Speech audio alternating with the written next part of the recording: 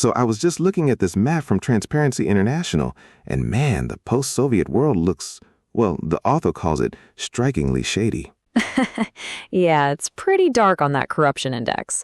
But the really interesting thing here is that the author, Henry Hale, argues this isn't just about corruption in the way we usually think about it. Right. He says the soil for what he calls patronalism in Eurasia is as rich as its famous black earth. It's literally built into the landscape. Exactly. It's this deep social context where everything runs through personal networks and individual rewards, not just formal rules. There's that great joke he mentions, that the laws in Russia are so severe, but it's okay because you don't actually have to obey them. It's a classic. And apparently that joke has been around for like 2 centuries. It speaks to that gap between the formal law and the actual rule of personal connections. But how did it get that way? Was it always like this? Pretty much. Hale traces it back to the very first large-scale polities. When societies grew beyond small communities where everyone knew everyone, they just scaled up those personal networks into handcrafted rule. Wait, so even the Mongols played a part? Totally. They imported their own patronal forms of rule. And then, when Muscovy started expanding, they didn't really conquer and replace local systems with a central bureaucracy. Oh, so they just, absorbed them? Exactly. They co-opted local elites. Instead of direct control, the central rulers offered selective rewards and punishments. You stay loyal, you get the spoils. You rebel, you get publicly whipped. Talk about high stakes. So the whole Russian Empire was basically just one giant expanding network of patrons and sub-patrons? Exactly. It was a single pyramid system with the Tsar at the very top. Underneath, you had these massive family networks, like the Miloslavskis and the Neryshkins, constantly fighting for spoils. It sounds like a corporate merger, but with way more sword fighting. Pretty much. And the crazy part is how historians have been arguing for decades about how powerful the Tsar actually was. Yeah, I saw that. You've got Richard Pipes saying the Tsar was this total patrimonial despot who owned everything, including the people. Right, but then you have Edward Kennan, who basically says the opposite. He thinks the autocracy was a facade, and the nobles were the ones actually pulling the strings. Wait, how can both be right? That's a massive contradiction. That's where the patronal logic is so smart. Hale says the Tsar was the focal point. The nobles only had power if they acted collectively, but he was super risky to be the first one to rebel. Oh, I see. If I'm a noble and I try to move against the Tsar, but no one else joins me, I'm the one getting the cudgel. Exactly. So the default expectation is that everyone will obey. The Tsar is powerful because everyone expects everyone else to follow him. So the Tsar spends all his time making sure the nobles can't coordinate, like a divide and rule strategy? Precisely. Both sides are strong and weak at the same time. The Tsar is beholden to the nobles, but the nobles are trapped by their own inability to trust each other enough to unite. That is such a fragile balance. How did it last for centuries? Stability at the top. They used things like primogeniture, the eldest son gets the throne, as a self-fulfilling prophecy. It narrowed down who people expected to be the next boss. The political bank run. I love that metaphor. It's perfect, right? Once the war started going badly and the masses were angry, the expectation shifted. People started believing the monarchy was doomed. And once that belief takes root, the whole thing just disintegrates. Exactly. It's like a run on a bank. Everyone pulls their support at once because they don't want to be the last one left standing with the old regime. And then the whole pyramid just collapses. Man, that's wild. It really changes how you look at the whole region's history. It's not just about one strongman. It's about the whole social network holding him up. Okay, so I was diving into this stuff about the Russian Revolution, and it's wild how the whole thing was basically an attempt to kill off patronalism once and for all. Exactly. For the true believers, communism wasn't just about the economy. It was supposed to be a total transfusion for Russian society, right? Like they wanted to smash that old czarist pyramid and make everything about formal rules instead of who you know. But the irony is so thick because the Bolsheviks ended up doing the exact thing they hated just to keep their heads above water. Totally. They started out with these super strict ideological criteria. Lenin spent years debating the tiniest details of Marxism and pushed for this formal party structure where connections weren't supposed to matter. Right, merit over favors. But then you have Lenin dying and everyone thinks Trotsky is the guy, right? He's the charismatic war hero. How did Stalin, who people called a gray blur, actually take over? It's honestly a masterclass in playing the system. Stalin took these low-profile jobs like heading the org bureau. It's basically like being the head of HR for the whole Communist Party. Wait, so while everyone else is debating high-level philosophy, he's just hiring his friends? Basically, he used that position to fill lower-level posts with people who owed him their careers. It's what scholars call the circular flow of power. By the time they had big meetings, the room was already full of his clients. That's insane. So he basically built a shadow government inside the actual government before anyone even realized what was happening? Exactly. His rivals were busy trying to win debates, while Stalin's building a machine. He'd side with the liberals to kick out the left, then turn around and crush the liberals. By the late 20s, he was untouchable. And it sounds like he turned that patronalism up to 11. I mean, the purges, the fear, even making kids report on their parents. Yeah, it was brutal. He created a single pyramid system where dissent was literally a death sentence. But it's interesting, after he died, even though the extreme terror went away, that circular flow of power stayed as the main way leaders got and kept their jobs. So it was communist in form, but paternal in content. Precisely. These networks reached everywhere. They had this thing called blot, which was basically an informal economy of favors. If you needed something from a factory or a repair shop, you used your connections. It's like the official system was so broken that the only way to get anything done was to go through these informal channels. Exactly. And under Brezhnev, this really flowered. He had this stability in cadres policy, which basically told local republic bosses, as long as you're loyal and keep them stable, I won't interfere. So these guys in places like Uzbekistan or Azerbaijan basically became little kings of their own regional machines? Pretty much. They built massive personalized networks based on where they were from or their school buddies. It made the whole Soviet structure look monolithic, but underneath, it was a collection of these powerful pyramids. Okay, so then Gorbachev comes in and tries to fix it with elections. I'm guessing that didn't go as planned. It was the beginning of the end.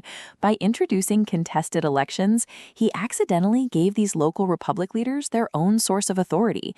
They didn't have to just listen to the center anymore. And then there's this fatal design flaw the author mentions, the Russian Republic being too big. Wait, why was Russia itself the friend? Because it was over half the population. For decades, the party refused to let the Russian Republic have its own separate leader because they knew that person would be a direct rival to the Soviet leader. Until Yeltsin. Right. Yeltsin gets elected as the leader of Russia and starts using his own patronal power to lure people away from Gorbachev. It created this huge uncertainty. It's like a bank run, but on the state itself. So everyone starts jumping ship because they think Yeltsin is the new focal point of power? Exactly.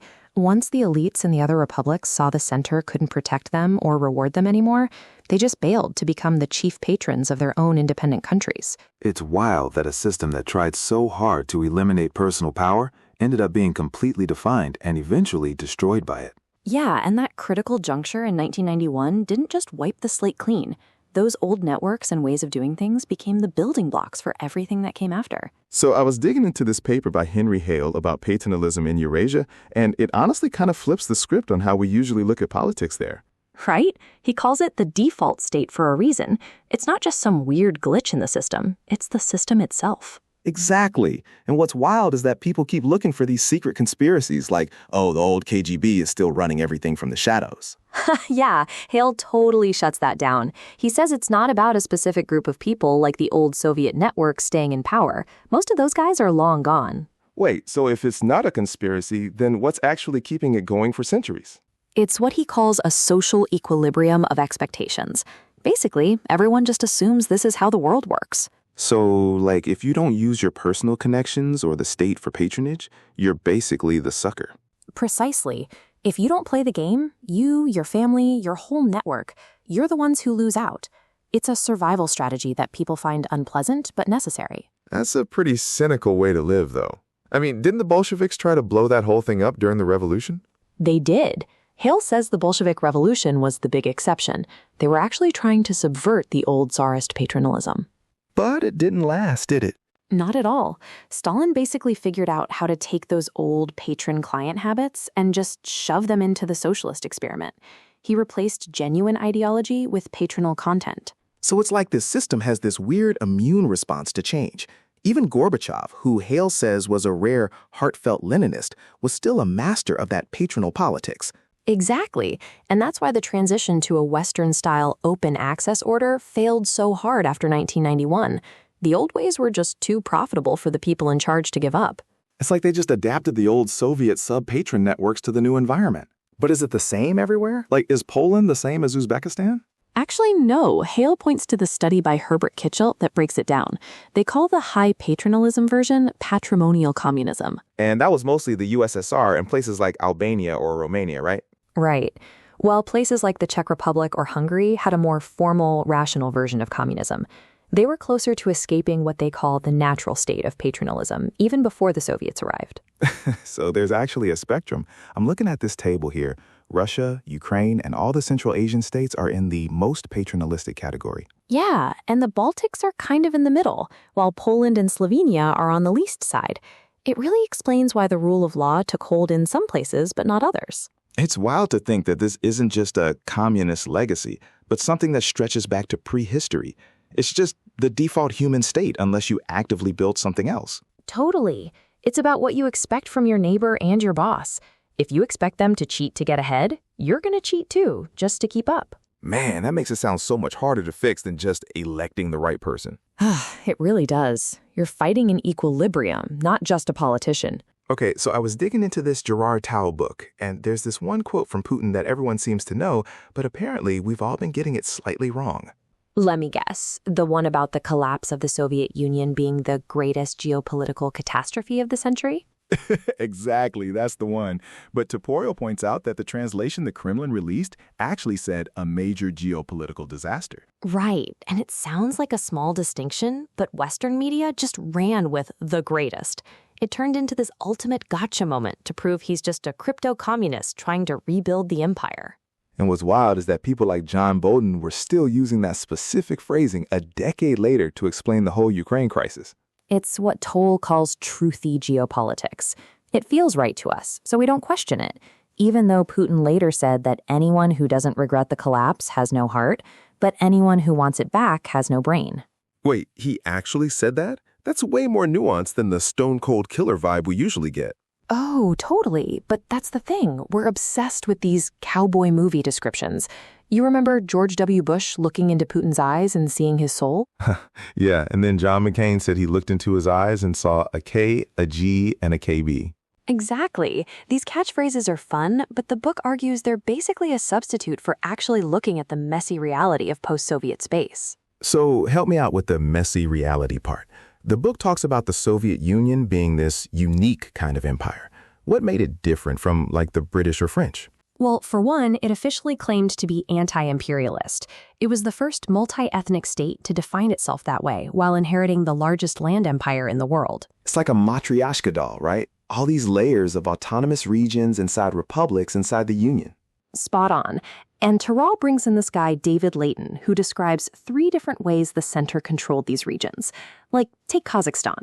That was the classic colonial model. Where the local elites work for the center but never really get to be part of the inner circle? Right. But then you have the most favored lord model, which is how they handled Ukraine. Oh, like how Khrushchev and Brezhnev were both basically from the Russo-Ukrainian borderlands? Exactly.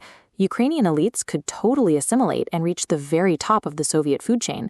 It was more like a brother nation thing than a colony. But that makes the breakup so much more complicated, doesn't it?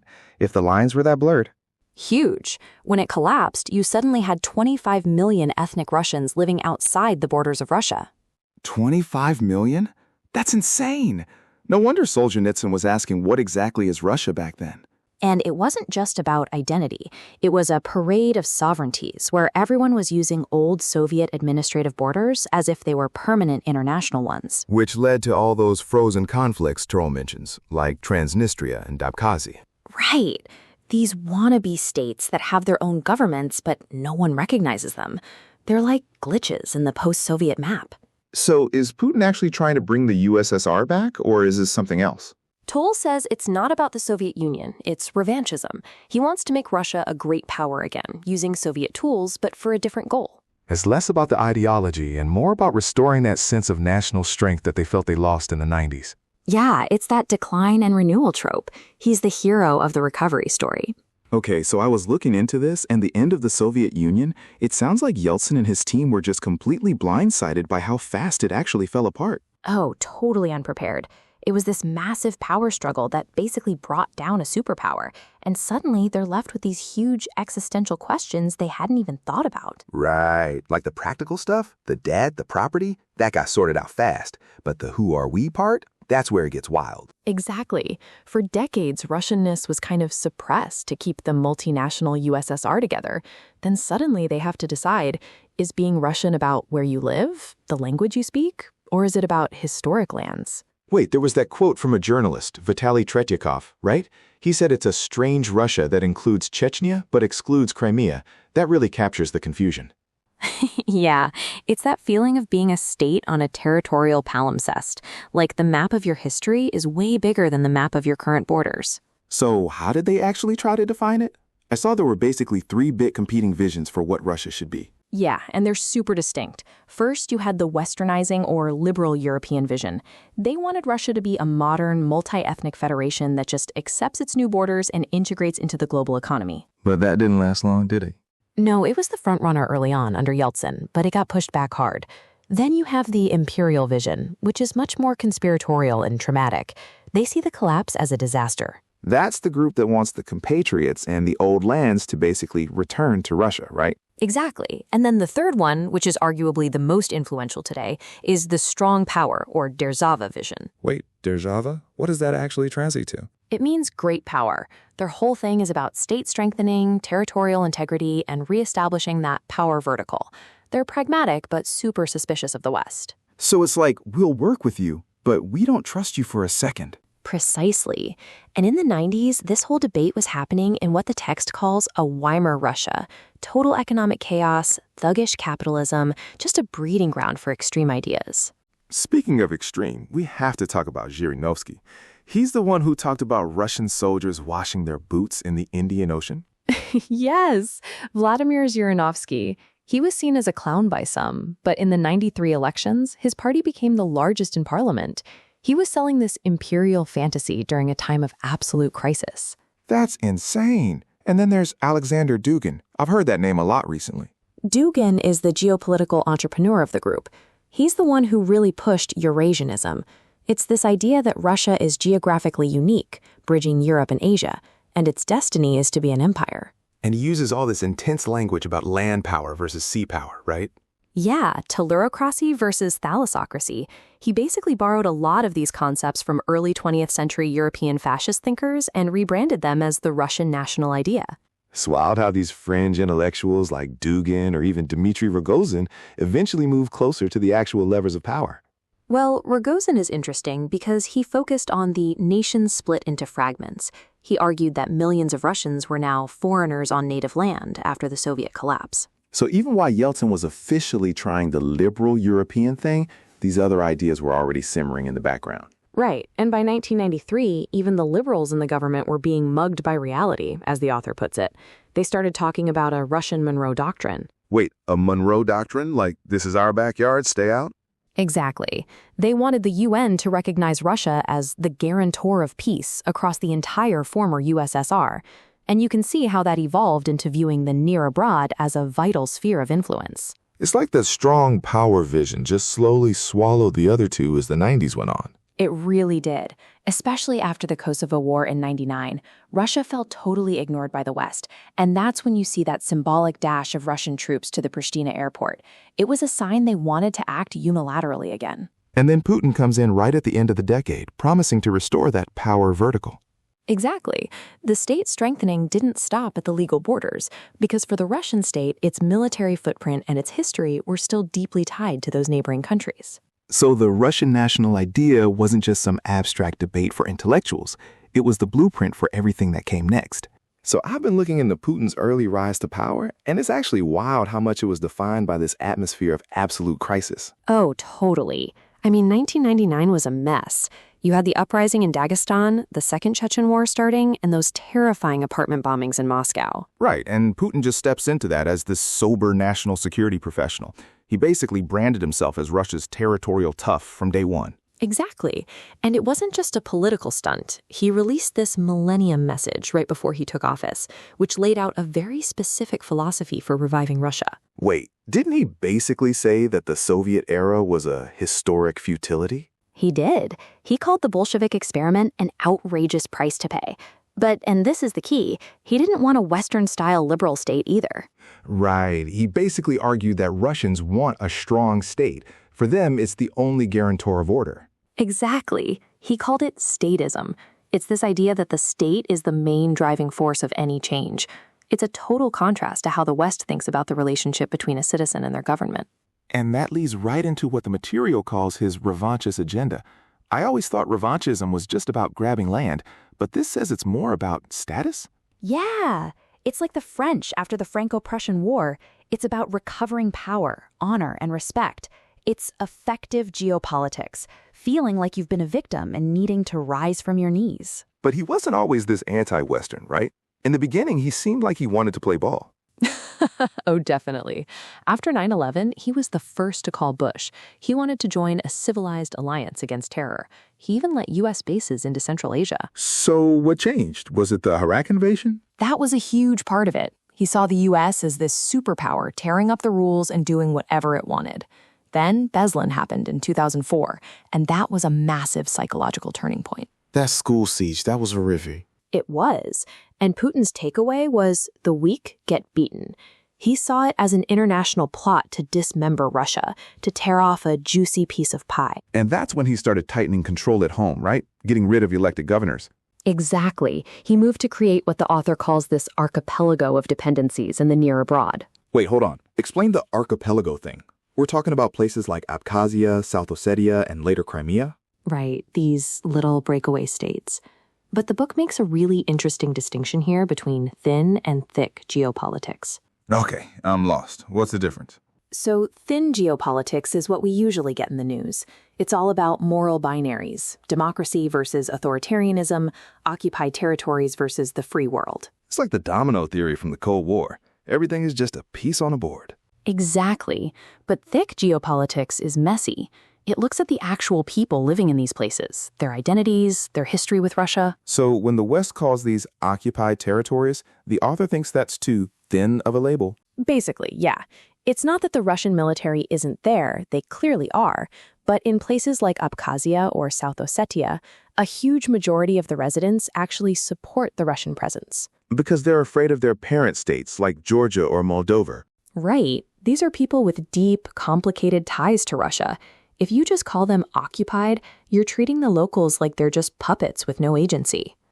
So the thin narrative actually makes it harder to fix the conflict because it ignores why the people there are sticking with Russia in the first place. Precisely. And for Putin, these places are a headache too. They're total money pits. Russia spends over $1 billion a year just on subsidies for the Donbass. It's a Faustian bargain then. He gets the geopolitical leverage, but he's stuck paying the bills for all these unrecognized states. And he's dealing with local warlords like Kadyrov in Chechnya, who basically runs his own mini-state within Russia. It's a far cry from the sovereignty and stability Putin promised back in 1999. Totally. It's this weird mix of state strength and total instability right at the border. Okay, so I was diving into this analysis of why Russia actually invaded Georgia and Ukraine, and it's way more layered than the usual expansionism is just in their DNA line we hear all the time. Right. That's the dominant view in the U.S., right? That Russia is this unreformed imperial power. But then you have the realists, like John Mearsheimer, who argue it's actually a defensive reaction to NATO and the EU getting too close to their borders. Exactly, but what I found fascinating is that the author of this text says neither side really captures the whole picture. It's not just some preset destiny. Exactly. It's more about what they call contingency. Like, Putin's revanchism wasn't inevitable. It evolved. He saw the Bush administration doing things like ditching treaties and invading Iraq, and that pushed him toward a more interventionist stance in his own near abroad. Wait, so it was almost like a, if they can be revisionist, we can be revisionist kind of attitude. Literally. The text says that was the prevailing attitude, a geopolitics fueled by cynicism. When NATO ignored Russia's red line regarding Georgia and Ukraine at the Bucharest summit, the leadership didn't hesitate to use force. It's wild because they even mention how the U.S. has done the exact same thing in its own backyard. Oh, for sure. They draw this parallel between Putin and Reagan. Think about the 80s. Reagan was obsessed with Nicaragua being a 2-day drive from the Texas border. Right, and invading Grenada or Panama to protect interests. It's that proximity-inducing paranoia thing again. Yeah. Purposeful paranoia. It's a great tool for geopolitical entrepreneurs to stir up nationalist passions and make the country feel great again by recovering old imperial glory. But okay, let's talk about the 2014 Ukraine crisis specifically. The text says Putin took a radical decision there because Ukraine's history is so much more entwined with Russia's than Georgia's was. Yeah, it became this zero-sum dynamic. When the Maidan protests happened and Yanukovych fled, Putin saw it as losing a client state. But here's the kicker. Obama's reaction to all of this was actually pretty unique. Yeah, he was like the first post-Cold War president, right? He didn't just jump into the old playbooks. Exactly. He refused to send lethal military aid, which a lot of people in Washington, and obviously Saakashvili, were screaming for. Obama argued that Russia was acting out of weakness, not strength. I remember that. He called Russia a regional power that was threatening its neighbors because its soft power had failed. Like, if you have to invade, you've already lost the influence game. Right. He basically right-sized the challenge. He knew Russia would always have escalatory dominance there because they care more about Ukraine than the U.S. does. It's a proximity thing. But that really pissed off the foreign policy establishment in D.C., didn't it? The Washington playbook people. Oh, totally. They saw it as a betrayal. Groups like the Atlantic Council were pushing hard for $1 billion in military aid. Even guys like John McCain were going to the Maidan and telling the crowd, the free world is with you. It's interesting how Ukraine used that freedom and democracy script to get support. Poroshenko even compared Ukraine to Israel in front of Congress. Yeah, civilization versus barbarism. It's powerful rhetoric, but the text warns that this thin geopolitics, sorting the world into moralized binaries, actually blinds us to the real complexities on the ground. So is the argument that NATO expansion was actually a mistake, or just that we mismanaged the fallout? The author suggests NATO needs a critical reevaluation. It's become more of a civilizing mission than a security alliance, and that triggers this classic security dilemma where Russia feels cornered. And then you add the economic side. The text mentions Russia's GDP dropped 3.7% in 2015 and the ruble crashed. Putin basically traded long-term prosperity for the affective high of the Crimean invasion. It's a heavy price. And now they're backed into a corner with China because they've burned their bridges with Western markets and technology. It's also wild how the text pivots to the geopolitical condition now, with social media and people like Trump and the Brexit crowd using that same revanchist nationalism. Yeah, it's like this global shift toward walled sovereignty and xenophobia, exactly when we need global cooperation for things like climate change.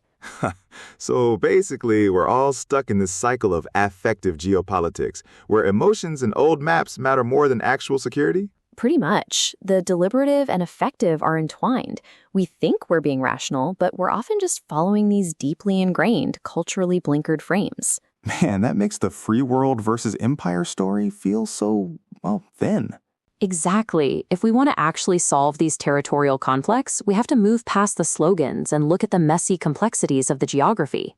All right, so I just finished going through that essay by Vladimir Putin, the one about the historical unity of Russians and Ukrainians. It's a lot to process. It really is. It's basically a deep dive into how he views the history of the region to justify the idea that they are, as he says, one people. Right. He starts all the way back with ancient Rus. He claims that Russians, Ukrainians, and Belarusians all come from this one massive state that was the largest in Europe at the time. Exactly, and he emphasizes that they were bound by the same language, Old Russian, and the same Orthodox faith after the baptism of Rus by St. Vladimir. Wait, he even mentions that St. Vladimir was both the Prince of Novgorod and the Grand Prince of Kiev. It's like he's trying to say the foundations were always shared. Yeah, he quotes the tale of bygone years, saying Kiev is the mother of all Russian cities. He's really leaning into that 9th century connection. But then things get messy after the Mongol invasion, right? Everything fragmented. Totally. The Northeast fell under the Golden Horde, but the South and West ended up in the Grand Duchy of Lithuania. But Putin points out that even then, it was called the Grand Duchy of Lithuania and Russia. So his argument is that even when they were politically divided, the people still saw themselves as part of the same Rus homeland. Exactly. He says the nobility and commoners still perceived it as a common territory. But then Poland enters the picture with the Union of Lublin. Right, and that's where the religious friction starts, the Polonization and Latinization he mentions, the push toward Catholicism. And that's what leads to the Cossack rebellions. He highlights Bogdan Khmelnytsky, who basically asked Moscow for protection because the Polish king wouldn't respect their Orthodox rites. I noticed he makes a big deal about the 1654 Pereyaslav Council. He says the people swore allegiance to the Russian Tsar and called themselves Russian Orthodox people. It's a huge turning point in his narrative. He views that as a reunification rather than an occupation, and he even claims the word Ukraine originally just meant periphery or borderland. Wait, so he's saying the actual identity of Ukraine as a separate nation was a later invention? Pretty much. He argues that the idea of a separate Ukrainian nation was pushed by the Polish elite and later the Austro-Hungarians to weaken Russia. That's a pretty bold claim. He's saying there was no historical basis for a separate nation? Yeah, he calls those conclusions concoctions. But then he gets to the Soviet era, which is where his critique of the Bolsheviks gets really intense. Oh man, he's not a fan of Lenin's approach, is he? He calls the right for republics to secede a time bomb. Not at all. He basically says the Bolsheviks robbed Russia by giving away historical territories to create the Ukrainian SSR. He specifically says modern Ukraine is entirely the product of the Soviet era. That's a massive statement. It is. He points to the territorial gifts, like Crimea in 1954, which he says was a gross violation of legal norms at the time. But he does say he respects the idea of people wanting their own state, but with a catch. Right, the Sobchak logic. He says if you leave the Union, you should only take what you brought with you. Everything else should be up for negotiation. So he's saying Ukraine should have gone back to its 1922 borders? That would be a tidy fraction of its current size. Exactly. He's arguing that the current borders are artificial and were drawn in disregard of the people's views. And yet, he describes Ukraine today as Europe's poorest country.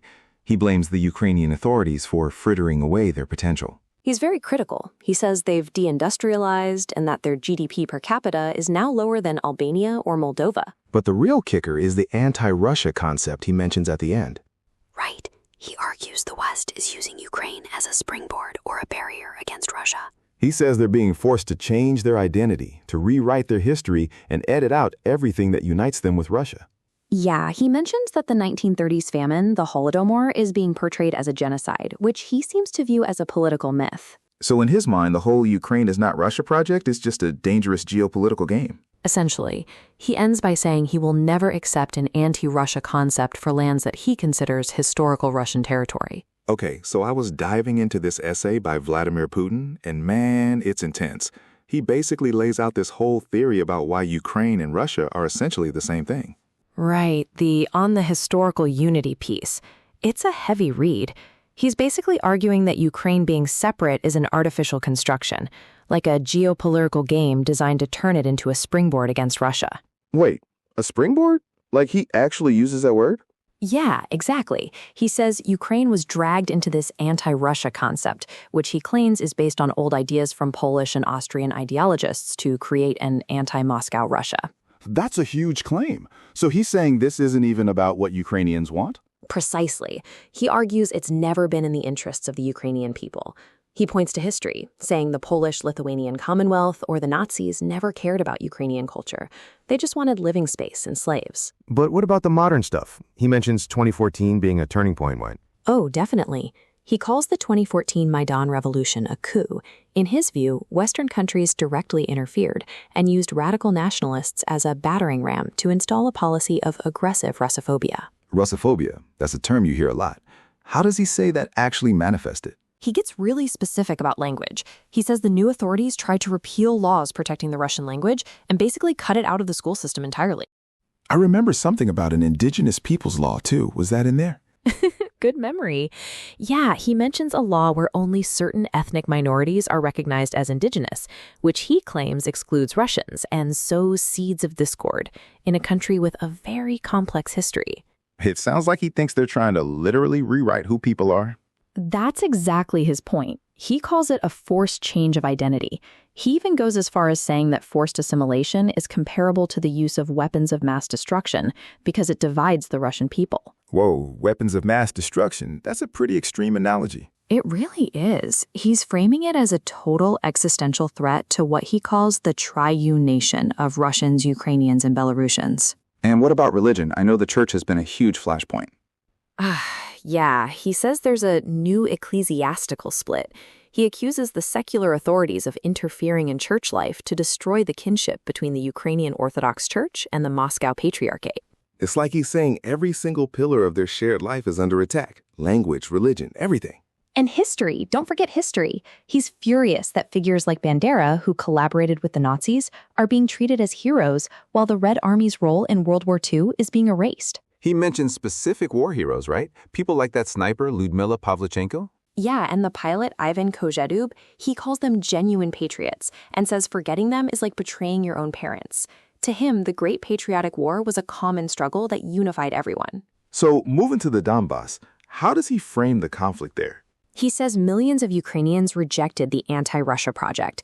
He claims people in the southeast were just trying to defend their language and lives, but were labeled as terrorists by Kiev. And he basically blames the whole civil war on the 2014 coup. Exactly. He cites the 13,000 victims in Donbass and says Russia has done everything to stop the fratricide through the Minsk agreements. But the Minsk agreements never really worked, did they? Well, he argues that Kiev simply does not need Donbass. He thinks they prefer to play the victim of external aggression to get money and support from their Western masters. Masters? That's some heavy rhetoric. So he thinks Ukraine is just a puppet. Basically, he talks about direct external control, foreign advisors running the security services, and NATO infrastructure being built on Ukrainian soil. He even says the West is just using Ukraine to exploit its natural resources. So in his mind, the current government isn't even sovereign? Right. He says anyone in Ukraine who talks about reconciliation or dialogue is labeled a pro-Russian agent. He claims the whole political system is rigged to keep the enmity with Russia alive. It's wild because he compares the relationship to the U.S. and Canada, or Austria and Germany. Yeah, he says those countries are sovereign but have transparent borders and allied relations because of their shared culture. He's asking, why can't Russia and Ukraine have that? But his version of that seems to require Ukraine being closely tied to Russia, right? Totally. He flat out says true sovereignty of Ukraine is possible only in partnership with Russia. He's convinced they are one people, and together they are stronger. It's such a definitive stance. Russia has never been and will never be anti-Ukraine. Yeah, he finishes by saying it's up to the citizens of Ukraine to decide what their country will be, but the whole essay kind of tells them what he thinks they should decide. Definitely sets the stage for everything that's happened since. It's a foundational document for his whole worldview. Okay, so I was looking at this book by Terry Martin called The Affirmative Action Empire, and the title totally threw me. I mean, affirmative action in the Soviet Union during the 1920s? Right? It sounds like such a modern concept, but Martin's point is that the USSR was actually the world's first affirmative action empire. They were doing this decades before anyone else. Wait, so they were actually systematically promoting minority cultures? I always picture the early Soviet Union as just, everything being very Russian and very red. Actually, it was the opposite at first. The Bolsheviks realized that the old Russian Empire was falling apart because of nationalism. So instead of fighting it, Lenin and Stalin decided to basically lean into it. Lean into it? Like how? They created tens of thousands of national territories. They promoted local languages, put minority elites in charge of schools and factories, and even created written languages for groups that didn't have them yet. That's wild. It sounds almost progressive, but there had to be a catch, right? They weren't just doing this to be nice. Oh, definitely not. The goal was to disarm nationalism. The logic was, if you give people the form of nationalhood, their own language, their own schools, they won't feel the need to fight for actual independence. So it's like a strategic concession. Give them the vibe of a country so they don't leave the Union. Exactly. Martin calls it the Marxist premise. They thought nationalism was just a bourgeois trick that masked class struggle. Stalin used to say the national flag was just sewn on to hide counter-revolutionary plans. So they thought if they cleansed nationalism of the bourgeois filth, as they put it, they could turn it into something Soviet? Precisely. But even inside the party, people were fighting over this. You had guys like Piatakov and Bukharin saying, wait, we're internationalists. Why are we building nations? Yeah, that seems like a pretty valid question for a communist. How did Lenin respond to that? Lenin was brutal about it. He told the party, scratch any communist and you find a great Russian chauvinist. He really believed that Russian dominance was the biggest threat to the revolution's survival. Wow, he really went there. So he saw great Russian chauvinism as the greatest danger to the whole project? Yeah, literally. That was the greatest danger principle. The idea was that to win over the minorities, the state had to be more than fair. It had to actively favor them over the Russians. But how do you even implement that across a place as big as the USSR? I mean, the table of contents mentions things like linguistic Ukrainization. That sounds like a massive undertaking. It was huge. In Ukraine, they tried to make everyone learn the language, from government clerks to factory workers. They even had a Latinization campaign for the languages in the Soviet East, trying to move them away from Arabic or Cyrillic scripts. Wait, so they were literally changing how people wrote just to modernize them? Yeah, it was all tied together. They saw nation building as a necessary stage of modernization. They even bragged that they were telescoping 1,000 years of national development into a single decade. Talk about an ambitious project. But it sounds like it started hitting some major speed bumps in the 30s. I see stuff here about ethnic cleansing and enemy nations. That's where the story takes a dark turn. By the early 30s, the state started getting paranoid. They began to interpret any resistance, especially during the 1933 famine, not as class struggle, but as national sabotage. So the same national form they encouraged became a weapon used against those groups? Exactly. They shifted from promoting nationality to targeting enemy nations, groups they thought were loyal to foreign powers, like the Piedmont Principle, where border populations might look to their ethnic kin outside the USSR. It's a total 180. They went from affirmative action empire to, well, something much more sinister. The Russians even re-emerged as the dominant group again by the late 30s. Yeah, by the time you get to the Friendship of the Peoples era in the late 30s, the Russians are officially first among equals again. The experiment with radical indigenization was basically over. It's such a complex flip-flop. I mean, looking at these tables, they had national Soviets for almost every minority group at one point. It was a massive bureaucracy of identity. It really was. Martin's work shows that the Soviet Union wasn't just a prison of peoples, at least not at first. It was a weird, paradoxical attempt to build nations and destroy nationalism at the same time. And it sounds like the tension between those two goals is exactly what made it so unstable. All right, so I was diving into this historical take on the Soviet Union's early nationalities policy, and it's nothing like what I expected. Have you heard of the greatest danger principle? Oh, absolutely. It's wild because it completely flips the script on how we usually think of empires. Basically, Lenin argued that the biggest threat to the Soviet state wasn't a local nationalism of the people they just conquered, but actually Russian nationalism. Right, he called it Great Russian Chauvinism. I saw this term, Russotiapstvo, which translates to something like mindless Russian chauvinism. Yeah, Russotiapstvo. It's a great word. Lenin used it to hammer his own party members because he felt they were acting like the old Tsarist oppressors. He believed that since Russia had been the oppressor for so long, they had to overcompensate to win the trust of everyone else. So wait, he's saying they basically had to be less equal? Like the Russians had to take a back seat to make the Union work? Exactly. That's why the author, Terry Martin, calls it an affirmative action empire. They were literally creating programs to promote non-Russian languages, elites, and cultures to prove they weren't just the Russian Empire with a new coat of paint. It's so counterintuitive. Most empires try to force everyone to speak the dominant language, but the Bolsheviks were doing the opposite. They had this whole Korenizatsiya or indigenization policy, right? Totally. They wanted Soviet power to feel native and intimate to people.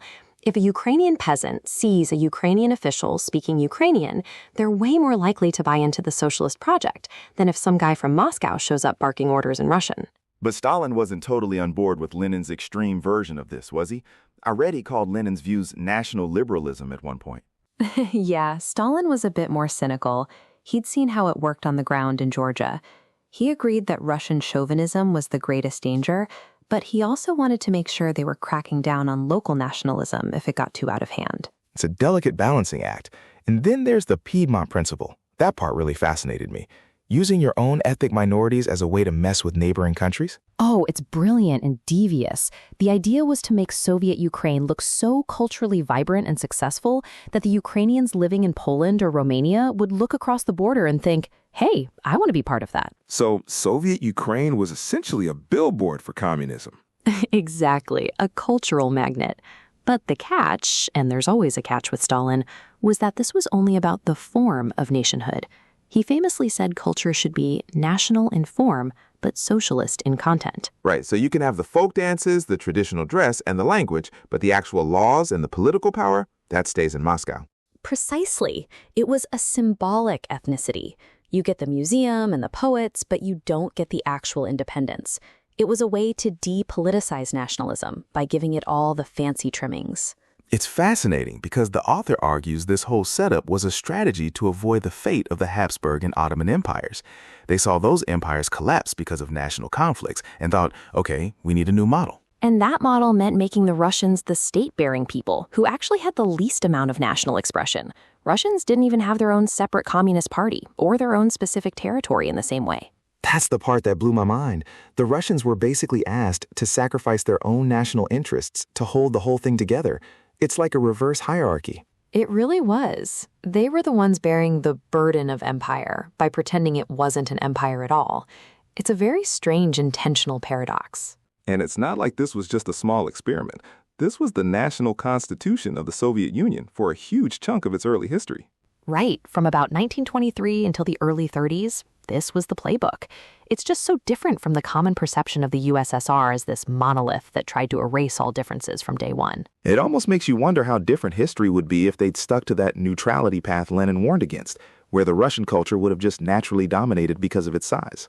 Lenin thought that would be a disaster. He believed neutrality was just a mask for chauvinism. He was convinced that for the Soviet Union to survive, it had to be an anti-imperial empire. Which is such a bizarre concept to wrap your head around. The Soviet Union as the highest stage of imperialism, but in a way that tries to dismantle the very idea of it. It's a massive social engineering project on a continental scale.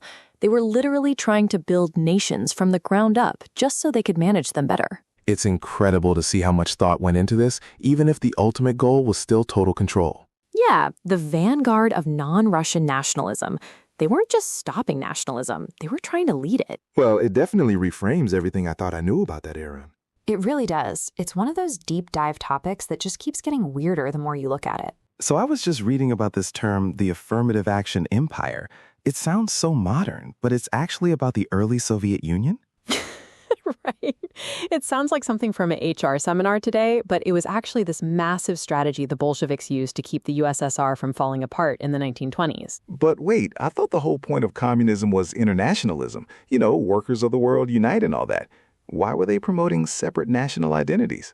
That's exactly what the rank-and-file Bolsheviks were asking. They were totally confused. To them, national identities were just obstacles to socialism. So it wasn't like they actually wanted a multi-ethnic paradise. It was just a tactic. Exactly. Terry Martin calls it a strategy to prevent non-Russian nationalism from blocking their real goals, like industrialization and collectivization. They saw it as a necessary evil. Wow, so it was basically a massive PR campaign to make the Soviet project look palatable to non-Russians? In a way, yeah. They divided their approach into hardline and softline policies. The softline stuff was korenizatsiya, or nativization. Wait, explain that. What does a soft line institution actually do? Okay, so the softline side is all about positive stuff, building national schools, theaters, folk music ensembles, and even creating new written languages for groups that didn't have them.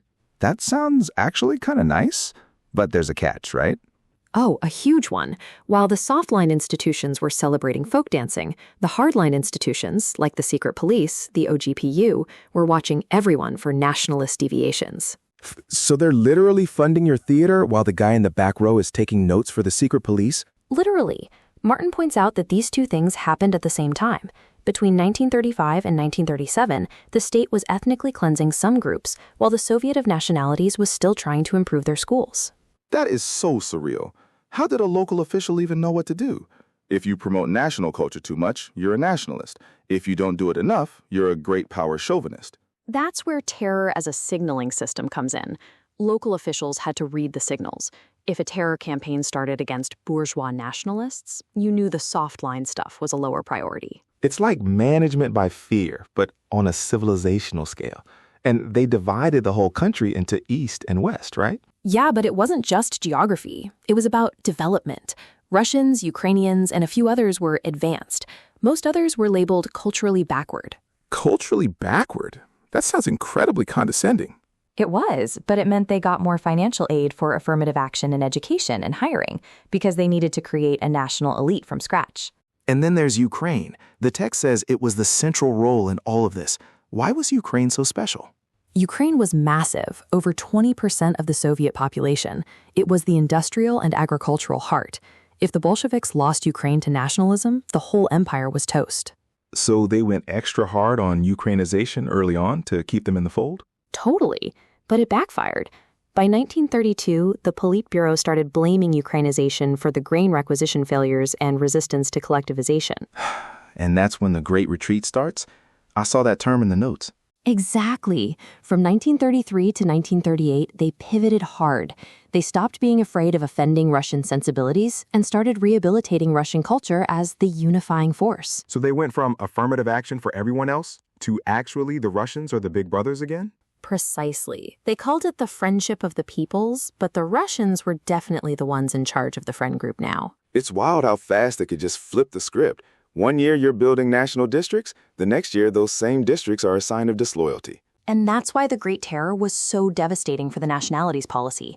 It wasn't just about random arrests. It was a systematic dismantling of the original 1923 vision. I can't get over that term, affirmative action empire. It really highlights that this wasn't just some accidental mess.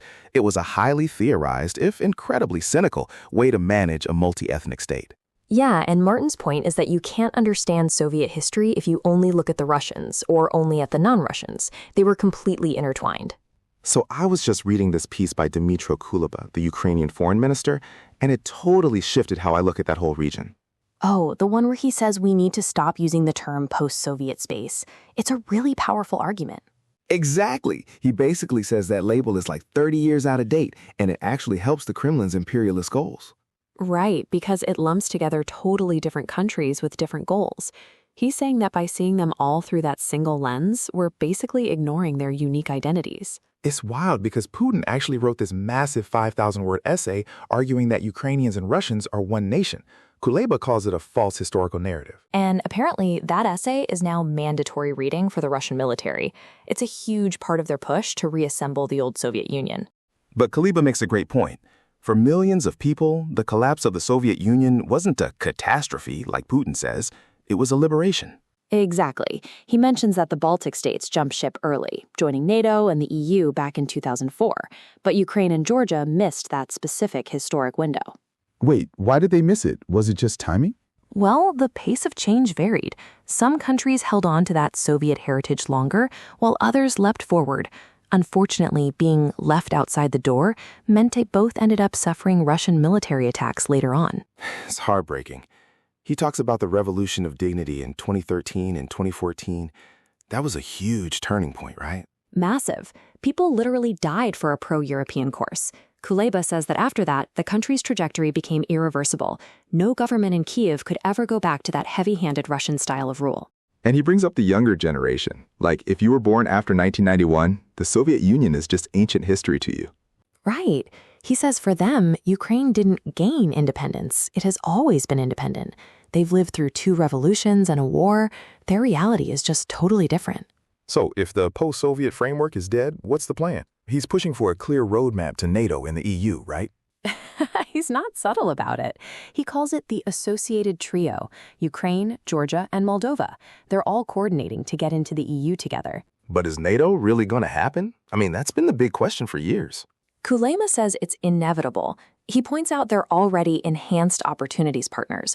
They're already doing the work, especially in the Black Sea, where Russia is getting really aggressive. Yeah, he mentions Russia is building up nuclear capabilities in Crimea and disrupting trade routes. It sounds like a total mess. It is, but his main point is that Ukraine isn't just asking for help. They actually have a lot to offer the West. Wait, like what? Aside from just being a buffer zone? No, way more. For one, their military has actual modern combat experience fighting Russian troops since 2014. No current NATO member has that kind of firsthand knowledge. That's a huge point. And he mentioned cybersecurity too, right? Yeah, and fighting disinformation. They've been on the front lines of Russian tactics for years. They know how to spot it and counter it better than almost anyone. What about the energy side? I saw something about green hydrogen. Exactly. Everyone thinks about the gas pipelines, which they have miles of, but Kuleba says they have huge potential for solar and wind power to help Europe's green transition. It sounds like they're trying to position themselves as a major economic player, not just a security partner. Totally. He talks about their digitalization and their agricultural sector being able to guarantee global food security. It's an ambitious vision. But what about the corruption? That's always the big. He's realistic about it. He admits there's more to do, but he highlights recent brave steps like land reform and cleaning up the judiciary with help from international experts. It's interesting that he mentions there was enormous resistance from vested interests. It sounds like a real internal battle. It definitely is, but he says the political will is there under President Zelensky. They're accelerating reforms because that's what the people want. I guess his final takeaway is that the West needs to reciprocate those efforts. Like if Ukraine is doing the work, NATO and the EU need to open the door. Exactly. He basically says, recognize that Ukraine is already part of the West.